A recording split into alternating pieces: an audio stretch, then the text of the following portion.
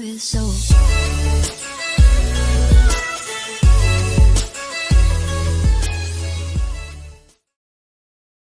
Assalamualaikum warahmatullahi wabarakatuh. Terima kasih teman-teman yang sudah mau melanjutkan nonton video saya kali ini ya. Oke, di video sebelumnya kita kan sudah belajar nih terkait basic konfigurasi, bagaimana buat suatu password yang rumit, yang susah ditebak. Nah, untuk video kali ini kita membuat mempelajari suatu materi yang sudah dibuat oleh siswanya terkait bagaimana konfigurasi yang kita buat dari tadi itu bisa disimpan dengan baik, teman-teman. Nah, oke.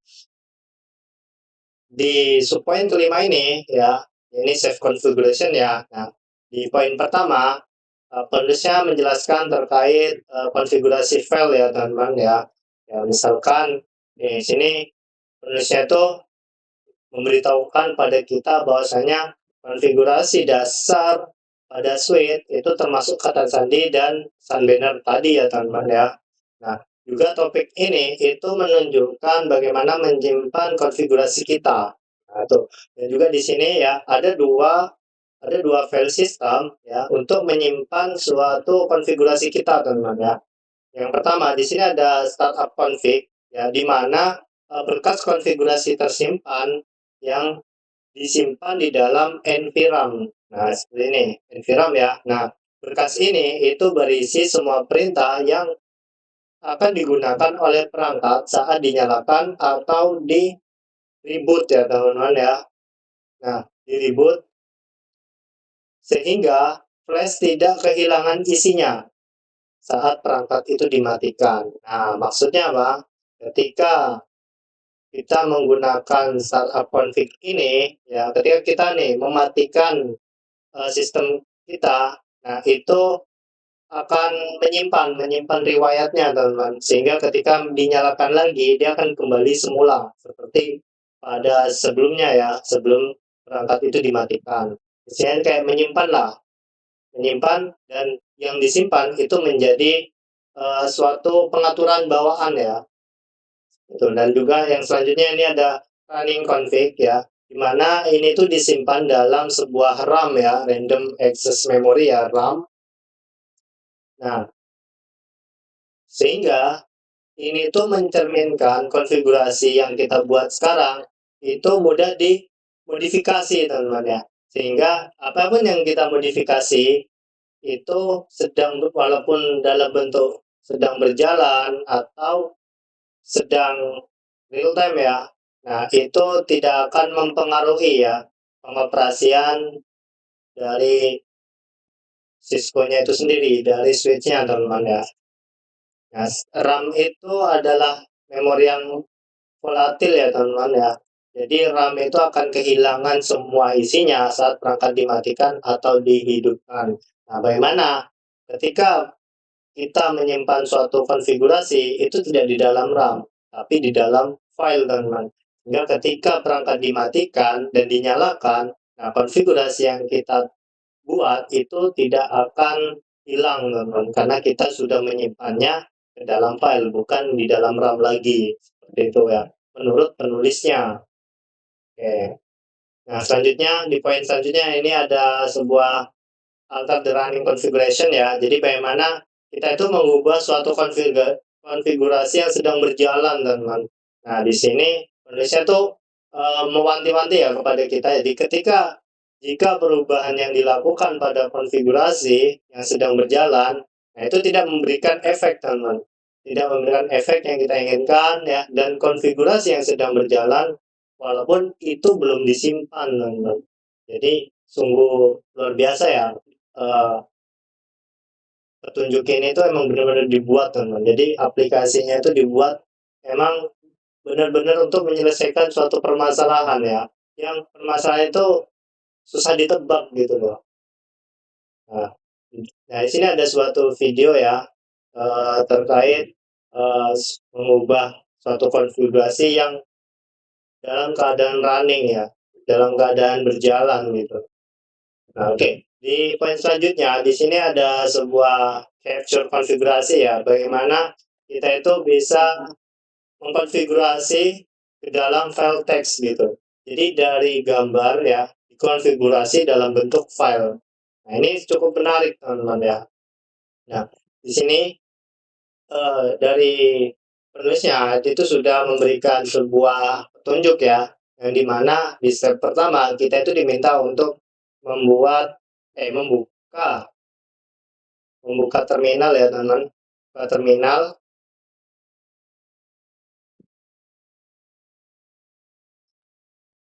seperti yang di dalam gambar ini ya. Jadi pertama kita membuka sebuah terminal. Nah, terminal itu fungsinya buat apa? Nah, terminal itu kan fungsinya buat suatu menuliskan ya, menuliskan suatu perintah ya. Nah, cuma terminal ini itu dimodifikasi seperti putih teman-teman ya. Nah, seperti ini tampilannya. Jadi putih itu ibaratkan seperti terminal ya, tapi dalam bentuk UI-nya teman-teman. Jadi enak lah untuk kita melakukan sebuah konfigurasi ya, mulai dari kita membuka suatu server menggunakan SSH atau menggunakan telnet. Jadi enak ya dalam bentuk UI. Nah, teman-teman bisa gunakan sebuah aplikasi ini untuk melakukan sebuah konfigurasi, entah itu konfigurasi jaringan atau maupun konfigurasi server, teman-teman. Nah, lalu di step selanjutnya ya, di sini ada langkah kedua, yang dimana kita itu mengaktifkan sebuah riwayat simpanan ya di perangkat lunak terminalnya, gitu. Sehingga ditetapkan nama dan lokasi file untuk menyimpan sebuah riwayat. Jadi kayak riwayat sesi lah ya, sesi ketika kita eh, masuk ke dalam suatu jaringan. Nah, itu kan ada riwayatnya. Jadi ada aktivitas riwayatnya. Nah, itu bisa kita simpan teman ya dalam bentuk file yang namanya log gitu ya. log. Oke. Nah, di sini di step selanjutnya di mana kita diperintahkan untuk menjalankan perintah show running config ya atau show startup config. Nah, pada suatu perintah exe yang exe prom ya teman-teman ya. Pokoknya yang udah ditentukan oleh gambar ini ya. Nah, ini tuh tujuannya tuh apa? Teks yang ditampilkan di terminal itu akan ditempatkan ke dalam berkas yang sudah ditentukan teman-teman. Seperti itu. Nah, lalu di step selanjutnya, nah di sini kita diminta untuk apa ya? Di gambar ini itu suatu petunjuk untuk menonaktifkan riwayat login kita ya, riwayat session lah ya, seperti itu. Jadi di sini ada sebuah uh, petunjuk teman-teman ya, di mana session yang kita maksud itu bisa kita simpan dan juga bisa kita nonaktifkan teman-teman. Gitu.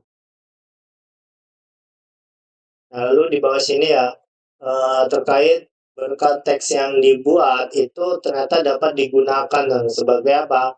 Sebagai record ya, catatan ya, tentang bagaimana perangkat saat ini itu diimplementasikan. Nah, sehingga berkas file ya, file tadi itu mungkin perlu diedit sebelumnya ya.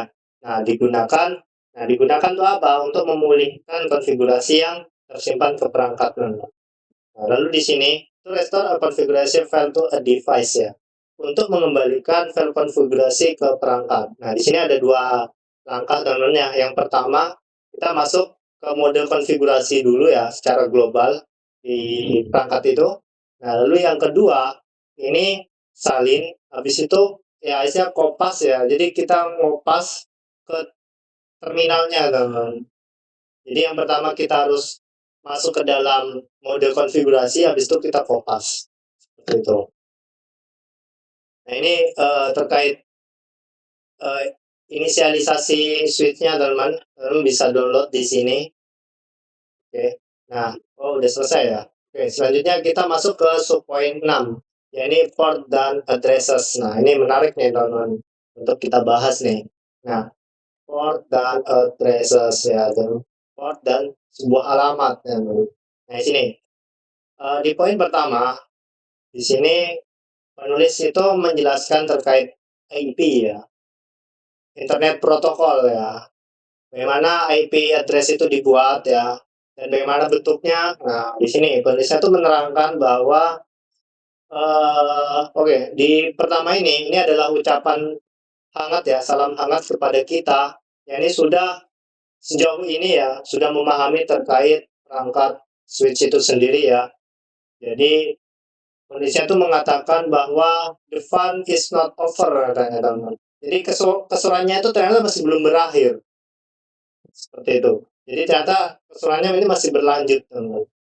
Nah, dan juga di sini ada penggunaan alamat IP itu merupakan ya cara utama untuk menunjukkan perangkat ya menemukan satu sama lain dan membangun komunikasi teman.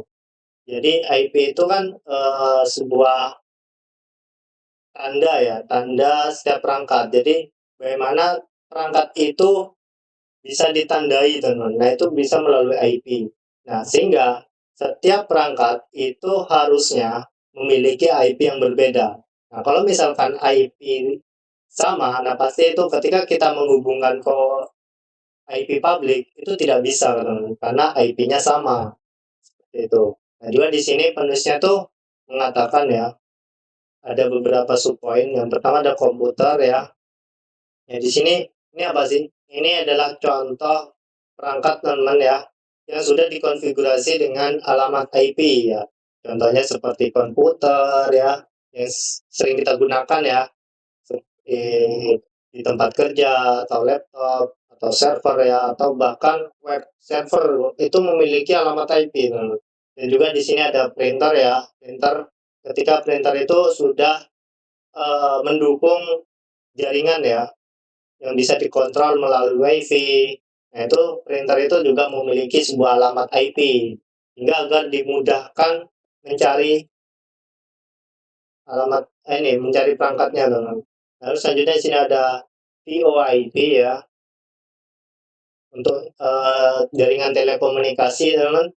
Lalu di sini ada keamanan ya, kamera keamanan kayak CCTV lah. Habis itu HP, nah, dan ada pemindai barcode, teman. Seperti itu ya. Nah, di sini saya tuh mengatakan bahwa struktur alamat IP versi 4, nah, itu disebut dengan not apa ya? Scale dotted namanya. Desimal yang bertitik dan direpresentasikan oleh 4 angka desimal antara 0 ya sampai 255. Nah, ini. Jadi ketika teman-teman menemukan ya angka 255, nah itu adalah batasan teman. Batasan dari IP versi 4 ini. Jadi IP versi 4 itu dimulai dari 0 hingga 255. Seperti itu. Nah, dan juga IP versi 4 ini assigned ya ditetapkan ke perangkat secara individual yang terhubung ke suatu network ya. Dan juga di sini penulisnya memberikan sebuah catatan teman ya bahwa IP ya dalam suatu kursus ini mengacu pada protokol ya IP versi 4 dan IP versi 6 ini adalah versi IP terbaru teman yang menggantikan IP versi 4 lebih umumnya seperti itu. Nah, ini adalah contohnya ya, contoh TCP, konfigurasi TCP ya. Dimana sini ada sebuah window ya. Pasti ketika kita oprek-oprek komputer terus nggak sengaja buka ini pasti pernah ya teman-teman ya.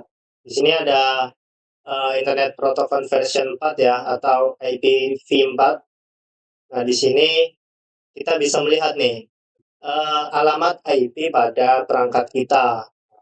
Di sini kita memiliki IP misalkan di gambar ini ya, kita memiliki IP di IP lokal di 192.168.1.10. Nah, 10 ini suatu perangkat jaringan ya, berarti kita terkoneksi ke jaringan di nomor ke-10. Berarti ada suatu 10 perangkat yang terhubung ke jaringan ini. Jadi akhiran dari IP itu menentukan perangkat itu terhubung, jumlah perangkat yang terhubung, teman. Jadi kalau misalkan akhirannya 10, berarti teman-teman berada di perangkat ke sekian, seperti itu. Itu untuk membaca suatu IP, teman-teman ya. Nah, kalau yang depan ini alamat IP yang lokal ya. Di 192.168 itu IP lokal. Nah, satu ini alamat routernya, teman-teman. Jadi kalau ketika teman-teman nambah router, nanti di sini routernya bisa berubah. Nah, untuk yang angka terakhir ini jumlah perangkat yang tersambung ke dalam routernya. Itu misalkan di sini 10, berarti perangkat ini tersambung ke jaringan di ke-10 ya. Pokoknya seperti itulah. Umat tahu tuh. Oke, ini ada konfigurasi lainnya ya, teman-teman ya.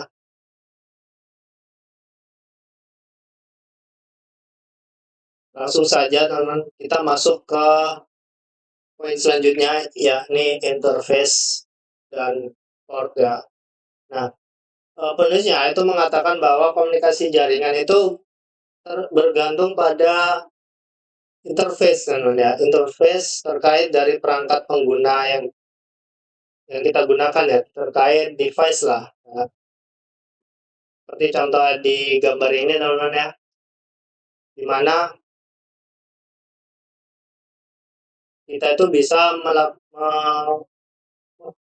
melalui banyak media jaringan ya, bisa menggunakan copper atau FO atau wireless ya. Nah, FO itu fiber optik ya. Nah, kalau copper itu biasanya yang jenis-jenis kabel dulu ya, teman-teman. Tapi sekarang itu rata-rata menggunakan FO ya, yang fiber optik. Nah, ini untuk wireless contohnya seperti itu, teman-teman. Oke. Nah, ini untuk terkait dari subpoin ke-6 ya, terkait port dan address. Jadi kita sudah tahu nih bagaimana eh, perangkat itu memiliki sebuah alamat IP, seperti itu memiliki sebuah port. Nah, lalu di poin ke selanjutnya, yakni konfigurasi IP ya, alamat IP. Nah, bagaimana kita itu bisa mengkonfigurasi alamat IP. Oke. Nah,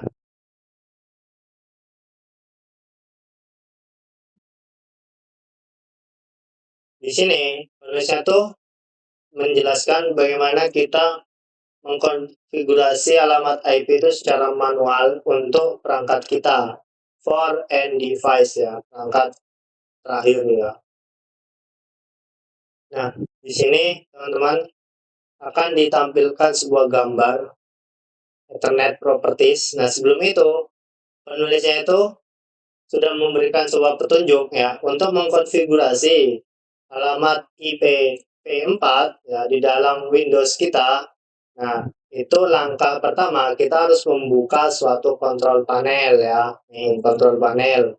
Nah, setelah kontrol panel, kita buka sebuah kontrol panel, setelah itu cari yang namanya Network Sharing Center. Nah, habis itu cari lagi Change Adapter Setting. Nah, setelah kita sudah masuk ke adapter setting, nah pilih yang adapter ya, jangan lupa.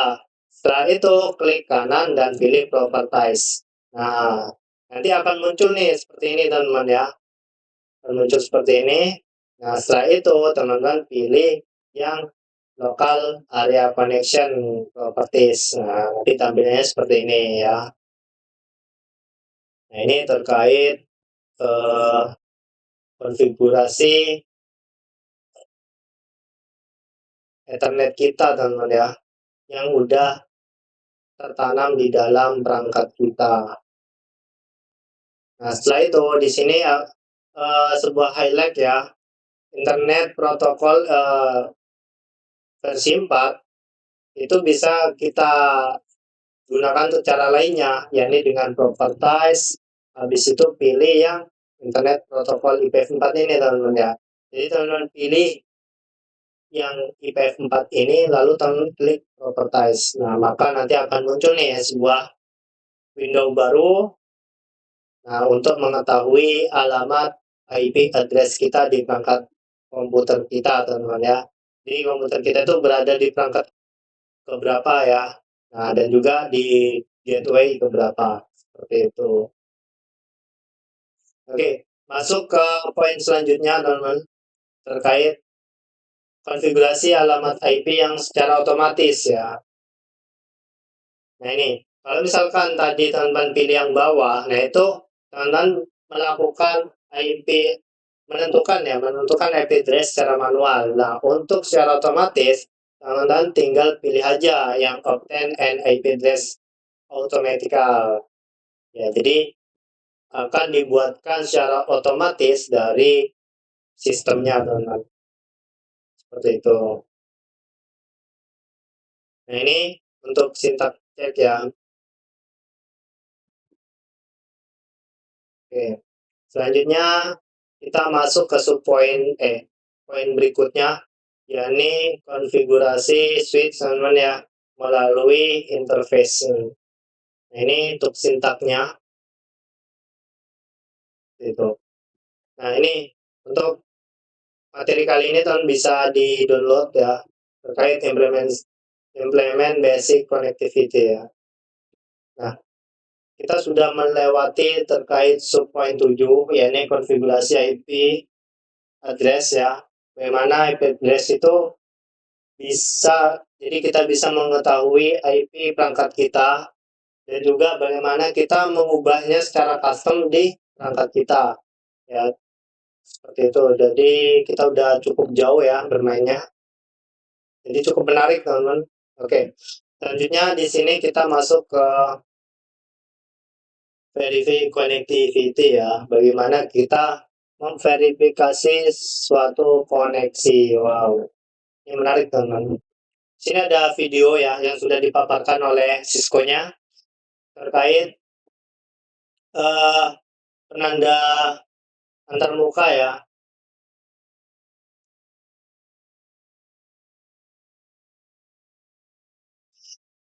Nah, di topik sebelumnya kita itu sudah tahu terkait koneksi jaringan secara dasarnya ya, teman-teman ya.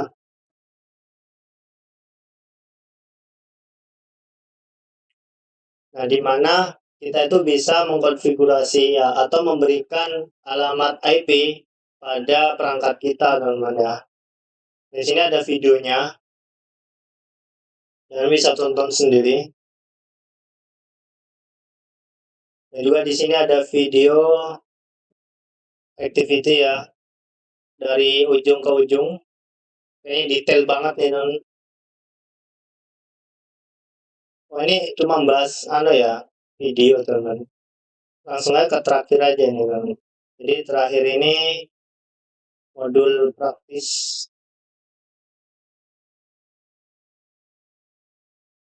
Wow. Oke. Ini ada modul praktis dan kuis. Oh, ini kuis, teman ya.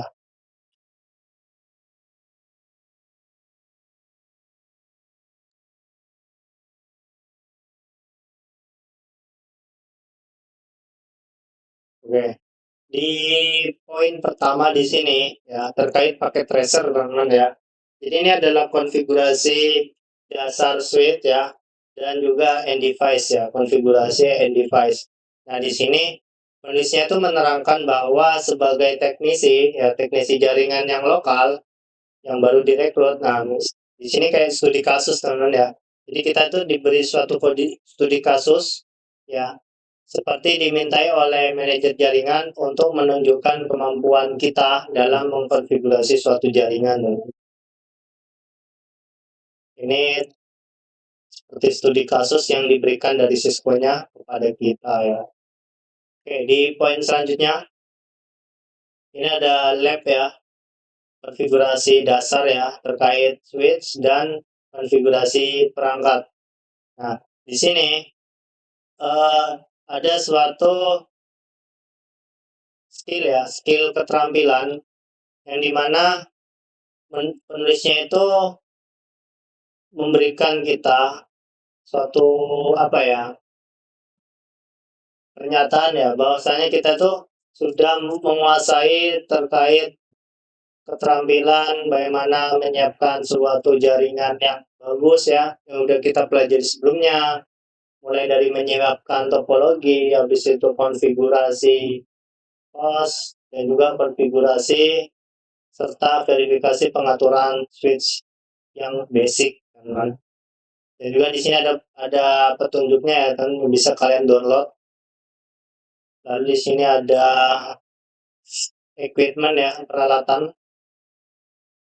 Oke, dimasuk poin yang ketiga, yang terakhir ini, karena poin yang setelahnya ini question, berarti ini poin terakhir. Nah ini, jadi penulisnya itu telah memberikan kepada kita terkait apa yang telah kita pelajari pada saat hari ini, teman-teman ya.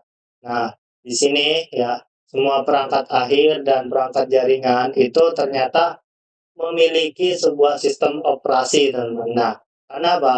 Tanpa adanya sistem operasi, perangkat itu tidak bisa apa-apa, teman-teman ya. Seperti kisahku dengan dia, teman-teman ya. Nah, pendapat ya, pengguna dapat berinteraksi dengan melalui sebuah CLI atau menggunakan antarmuka aplikasi, teman-teman ya. Dan juga di Indonesia sini bahwa sebagai fitur keamanan, ya, perangkat lunak dari Cisco-nya itu dia memisahkan akses manajemen yang meliputi dari dua mode.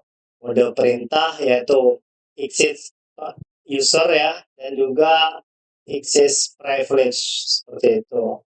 Dan juga di sini ada konfigurasi secara global yang memungkinkan diakses dengan mudah secara spesifik, teman-teman ya. Nah, ini yang udah kita pelajari saat ini ya. Luar biasa sekali pencapaian kita, teman-teman ya. Jadi, lebih baik kita mempelajari seperti ini ya, daripada mempelajari suatu hubungan yang tidak jelas di akhir, teman-teman ya. Seperti itu. Mungkin teman-teman itu aja yang dapat kita bahas kali ini ya. Kurang lebihnya saya mohon maaf.